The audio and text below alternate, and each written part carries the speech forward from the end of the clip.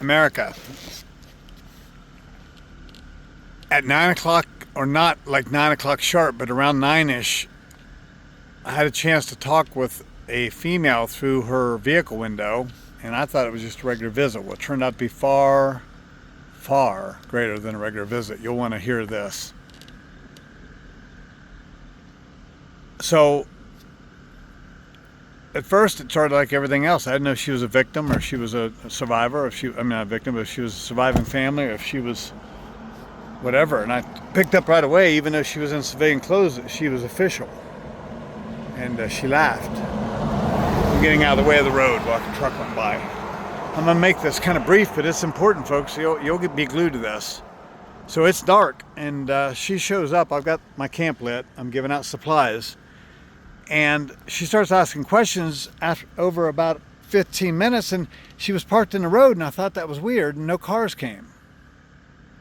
And I'm not saying that to cause you to think about things, but it was weird. And so she's parked sideways in the road, basically, and asking me all these questions. And I told her she wouldn't know about the markings on the debris piles and what I thought about the fact that there's still so many bodies. And I mean, I gave her my card, so you're watching this. You know I'm telling America the truth.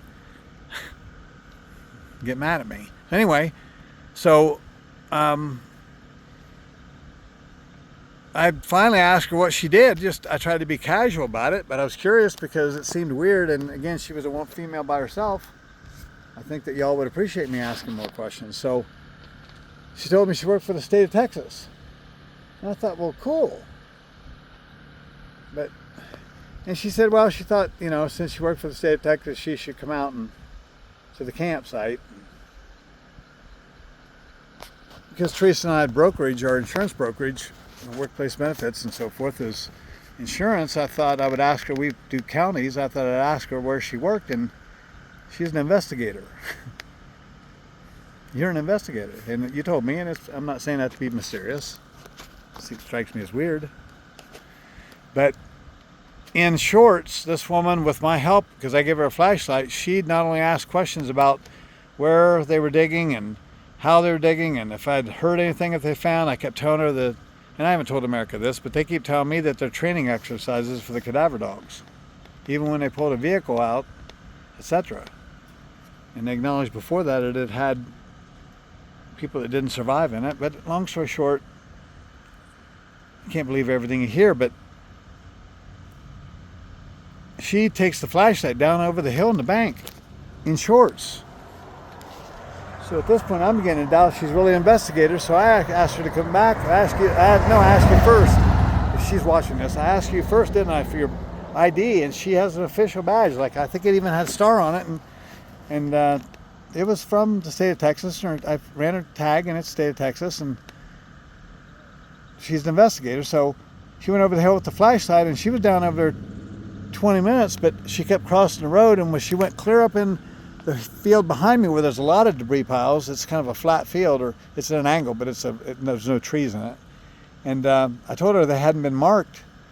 And the civilians, she was asking about the civilians that had walked and searched, and if they had training and all that, cadaver dogs and all that stuff. So America, it didn't end there.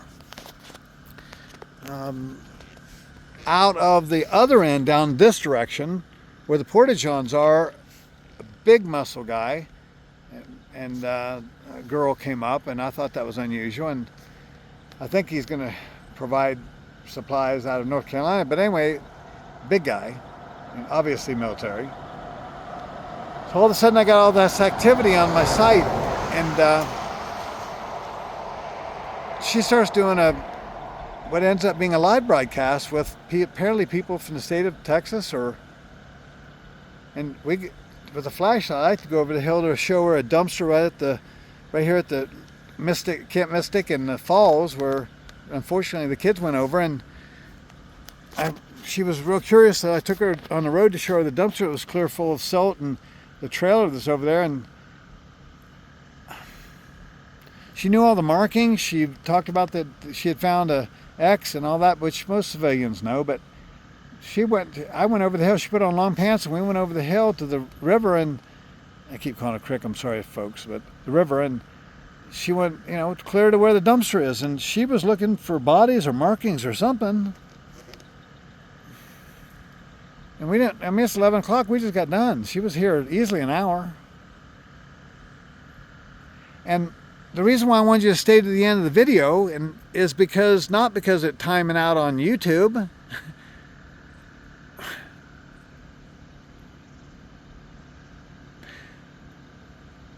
I was telling her what I had heard, and this is probably going to get me a little bit of trouble, but a person leaned out of a fire truck here, right there, right down there. That would be east. The river flows east from west. I'm at the westernmost point where people begin to lose their life or at least come up missing. And I told her that this fireman had leaned out of his truck and said that they found tunnels over at the Camp Crystal, and that doesn't mean anything mysterious. There's probably mining and stuff like that. And in a way, well, I guess I'll talk to her.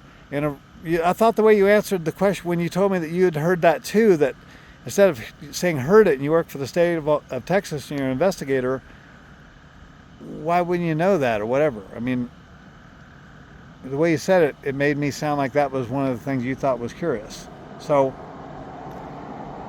America will know, okay, they're looking everywhere for these lost ones, and they're looking everywhere for the lost ones, and they want people to be found. They want families to be notified. They want closure to be brought for the families, and so every nook and cranny and every tunnel and every falls and all that should be, ran with cadaver dogs and all those things. But one of the things that noticed, and I'm almost done, America, is that she kept over and over and over and over on this live broadcast, kept talking about the odor. And you all don't know this because I don't share it because families watch this, but that's been since day one in multiple sites all over the place.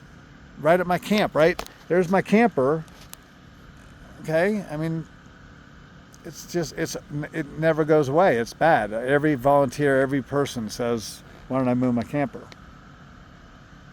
But you kept saying that on your broadcast. You're an investigator for the state of Texas. She knows what it smells like, and she was having a hard time, and she certainly didn't say it smelled like a possum. You didn't tell me it smelled like a armadillo for sure, did you? And the interesting thing, and I'll need to know this, there's been, I'd say, over 100 professionals and 100 civilians walking looking for closure for the families and finding these lost kids and lost people right here where I am, just over the bank, every day and at night. As a matter of fact, right up there is going on with the night crew of fire departments. Only that's west of the dam, across from Mystic. And then here's the last thing, America, and I hope you're still listening. And this is not an exaggeration. Yesterday, they had this area had 2 ladder trucks. They had a track hoe that went over the hill to the river. They had 3 cadaver dogs. They had 2 divers, and they had 1 diver and brought in another one anyway. They had 15 search and recovery people in full gear, and then they had what was obvious leaders or ex-military that had full garb on.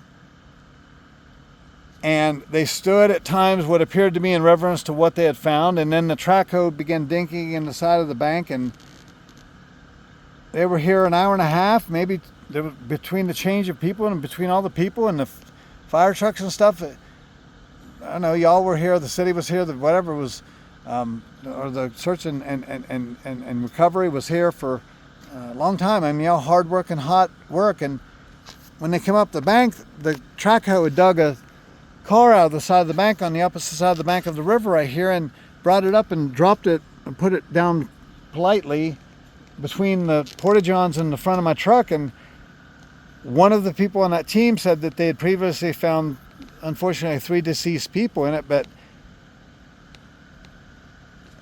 when I talked to someone who would talk to me, none of them would talk to me, acknowledge me, even though I'd given them water and everything going down, lunch coming back, water, cold water, ice, drinks, the entire time they was here, right out of my camp. None of them would even look at me when they came up the hill and went back to their vehicles, and they parked behind me, so there was 12 vehicles, 14 vehicles back here. And the one person that did talk to me told me that it was a training exercise for a new cadaver dog.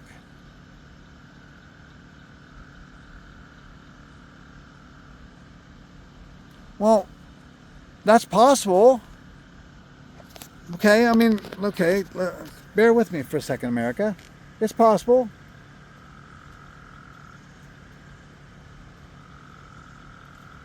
But a track hoe? And for a training exercise, you bring a track hoe. And 2 or 3 ladder trucks, 2, let's say it was only 1. There was 2, 3. And all that team, and all those somber faces, and all that stuff, all that time, wouldn't America say, and I'm not being conspiracist, don't get me wrong, I'm not criticizing, I'm just sharing with you the truth. And you can draw your own conclusion. I thought that was an unusual answer, because if they would have found an armadillo or a deer like they had before, that would make sense. A training dog, you maybe got to dig up the armadillo with the track hoe. But wouldn't you train your dog and your 30 people and your track hoe and your ladder trucks and everything else after they find the other 150 missing bodies? I mean, wouldn't you be concerned about a training exercise? You had 3 dogs here. Which ones were the professionals and which one were the amateurs? All 3 were amateurs? And so for 3 amateurs, you brought in a track hoe. And then you say there was a training exercise and you didn't say they found anything? Well, why don't you, I got a suggestion. I don't know nothing. And I'm not being mean. I'm certainly not being smart. But I am a little, I don't know.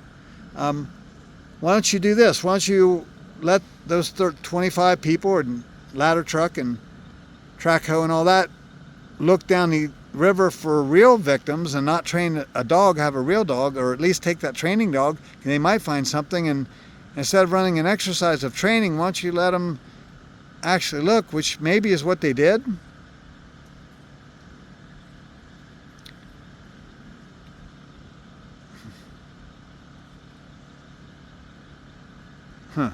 Okay. Cowboy cares.